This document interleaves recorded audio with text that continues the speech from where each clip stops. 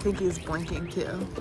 Yeah, so here at the zoo we do provide enrichment for them, but sometimes they have built-in enrichment like their tongues, and you can see what he's doing right now.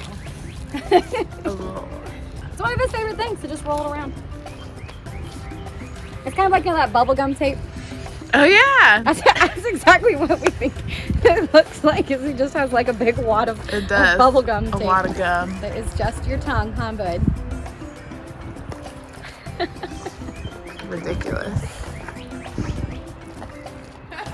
Well, this is Johnny, and she does all the videos y'all should be watching, and my name is MJ. And what do you do, MJ? Who do you take care of? I'm a livestock keeper, so everything that has hooves, or occasionally ostriches, but mainly livestock keeper. So we are actually going to meet one of, is he one of your favorites, I hope? Oh yeah, for sure. So we're going to meet one of her favorite animals that actually was a, what did I say it was called? A cryptid? Are they mythological? Perhaps. These animals were once mythological creatures that no one really knew if they existed, because they only heard of the rumors by the locals in the Congo talking about unicorns that lived in the Congo. Exactly. Basically what I like to say is that, I mean, could you imagine someone wandering, getting lost in the Congo, they come out and they're like, okay, so like I found this animal, it's velvet, it has a striped butt, striped legs, and a purple tongue. Yeah, I'm totally gonna believe it because you just got lost in the jungle. So they weren't actually discovered until like 1902, but they are a real thing. Very real. And we're about to go meet him.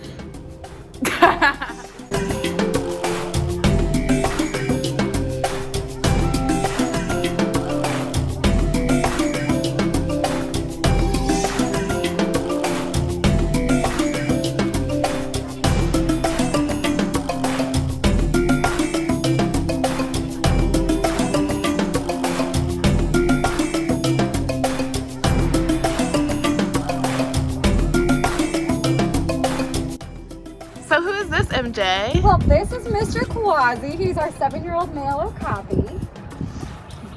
Very, very handsome man. Well, I guess the coolest part is kind of his back end. So if you want to follow me to the right. Yes, booty butts. So his booty, so handsome. Look at that booty. It's the nicest booty in the African savannah, I think. Granted, they're not in the savannah. You actually find them in the Congo. These guys are only native to the Republic of Congo. It's the only place you can find these guys. As cool as they are with those stripes on their butt, it actually aids in camouflage. So with the rainforest canopy, when light filters in through the different layers of trees, it helps these guys blend in. And then at nighttime when they're walking around, and if there's a calf following mom, that's going to better illuminate their hindquarters so the baby can better keep up. What's really cool about these guys is, if you notice, he is the only one out here. He is actually a solitary hoofstock, and he prefers just hanging out either by himself or with his super awesome keepers. And the reason for that is in the denseness of the jungle, it's just hard to have a lot in one combined area. So with these guys, typically they'll run solo. Occasionally you'll see a mom and calf pair, but otherwise they'll be by themselves. So he's alone, and that's just the way he likes it. And that's what makes him one of the coolest animals we have here at the zoo. But like I said, he is 7, and I just say he's a male. So the best way to know he's a male is because he has these 2 ossicones. What are ossicones? That is a fantastic question. So with ossicones, that is just ossified bones. So when he was first born, he had really, really kind of like spongy-like material up there, and then after a couple months, they start forming and get hard. So it's not a horn or an antler. It is just an ossicone, which is only known for Okapi and Giraffe. So is he related to Giraffe? He is in the family Giraffidae. So giraffes and Okapi are actually the only 2 in that family. And the biggest thing is going to be, yes, the ossicones, and also this really gorgeous tongue that we've been spending a lot of time with today. His tongue cannot get as long as giraffe tongues, but they can get to at least about a foot in length. It's not a little bit longer. It's a good tongue. And he does feel like velvet. I don't know if you can tell on the camera what he kind of has, that really nice sheen, glossy look to his coat. But he does definitely feel very, very soft. He's a very, very sweet guy. Pretty much all Okapi have a really good attitude. Especially when you have a bucket of food in front of them. They love it. What he's eating right now are called honey locust pods. They're actually just broken up into little pieces just to kind of, so we can enjoy them for And we're lucky enough that these things grow all around the Nashville Zoo, so we're actually able to go ahead and harvest them for him, which is one of his favorite snacks.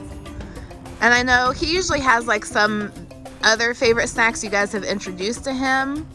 What are some of those favorite snacks he likes? He really likes sweet potato and carrot, so he definitely enjoys those a lot. He's actually really good about eating his fruits and veggies.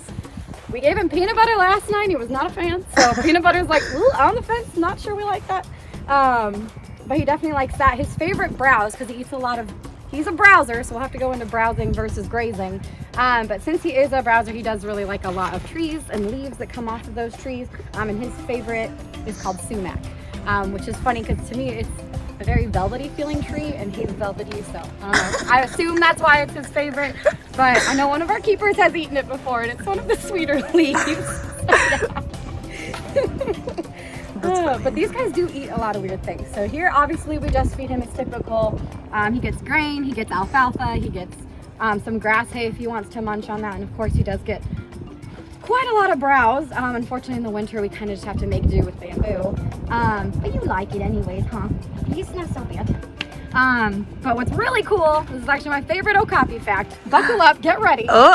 In the wild, these guys eat a lot of weird things. So not only do they eat browse, but they do actually eat a lot of charcoal that comes from trees that have been struck by lightning. It's like one of their favorite things to munch on. They also eat a lot of clay from the riverbanks to kind of get those minerals and extra vitamins that they need. And they also eat a lot of poisonous plants. So thank God they eat the charcoal to help absorb all those toxins. But yeah, they eat a lot of weird stuff.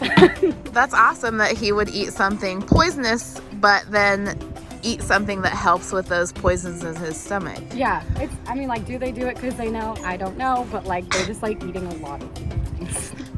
Which is unique because they're unique looking animals. So they eat a lot of unique looking things. Very, very odd fun fact about okapis is also a really weird one. Since these guys don't live in herds, there's not that mentality of like, okay, I'm gonna have a baby and then there's like 30 other moms who will help me like keep track of it. So what moms do in the wild is that they hide their babies, so that way mom can go out and forage during the day and get what she needs to kind of be able to provide nutrients for her kid. Babies do not poop for the first 6 weeks. They hold it in. Isn't that crazy? That is insane. Yeah, so they hold it in for 6 weeks. Their biggest predator is going to be leopards. So the longer you can hold it in, the more likely that leopard's not going to find you. So what does the zoo do for okapis in the wild and for their conservation? So we actually are very active participants in SSP, which is Species Survival Plan. So that is when these guys, we have a plan for them as far as breeding goes. So with zoos, we breed for purpose, and we want to make sure that we have the most genetically valuable population of animals in a grouping. So that way, if we do have to release them out into the wild, they're genetically valuable and they're not just all inbred and going out and not going to do great things for their species. So basically what we do is with okapi, since they are solitary, SSP is a little different.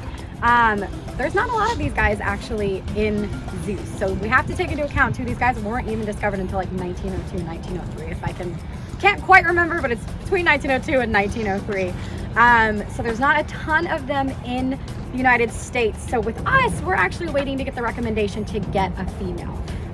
With that being said, he is not a proven breeder because he has not had the option to breed a lady yet. So we're a little bit down on the list as far as getting a female, just because we don't know if you can actually make a baby.